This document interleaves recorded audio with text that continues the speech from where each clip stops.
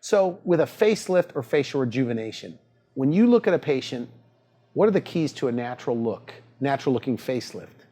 Well, first look at the brows. Sometimes I think brows are overdone, they're lifted too much. And you have to be able to, you think about it, when people are younger, they don't have high lifted brows. They look surprised, but yet you see that in a lot of older women. They look like they're done because their brows are too high. So it's amazing. You can actually address that problem just by taking off a little skin in the upper eyelid through a blepharoplasty.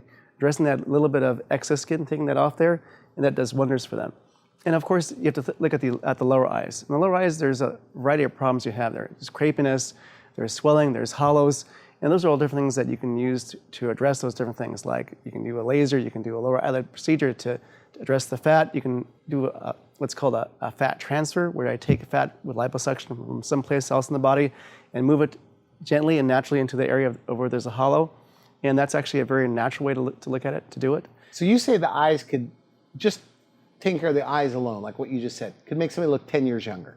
Right, just addressing the eyes alone, that's a big thing because people look at the eyes, one of the first things they see is the eyes. And of course, the rest of the face, you talk about the neck, the jowls. Is the neck the first to go in aging? Well, like the giveaway? If you think about gravity, it's the lowest thing down there. So of course, I'd like to think it's the first to go because everything hangs down there and you can see it, it's very obvious. And it's one of the things that make you look older, is just having a sagging neck. And that's what our facelift addresses. I like to address not only the face and the neck too at the same time to make sure that it's all consistent. So the jowling, heavy jowling, there's no, I mean, you have to do surgery for that? Well, it's not minimally invasive stuff? Well, you can go the route of the minimally invasive and have those lasers done or have a little bit of injectables. But really, in a lot of people, what they need is they need to have that area tightened up with a procedure, with a surgery, because that's the best way to do it.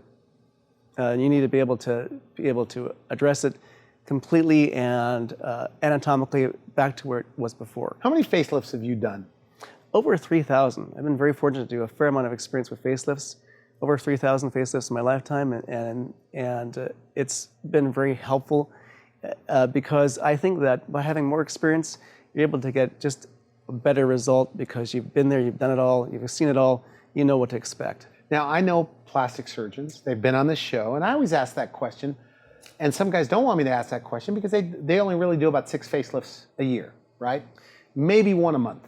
Is that true? Is that what is that kind of? Right, because plastic surgeons have different emphasis. Some are reconstructive, some are more academic. Some they do more breast, some do like more body work. So yours is just face, that's all you do? I work just in the face, So 3,000 is, you do more like 6, you do about 6 facelifts a week, right? About there, and that's all I do, just cosmetic. So you do more facelifts in a week than most guys do in a year? Yes, that's very likely. For people who don't do facelifts at all, or people who do body work, they'd only do a few a year. Do other doctors ever send you facelift patients? Or have you performed any facelifts on doctors? Yes, I perform facelifts on doctors. It's quite common. And people come to me, to have because of my experience.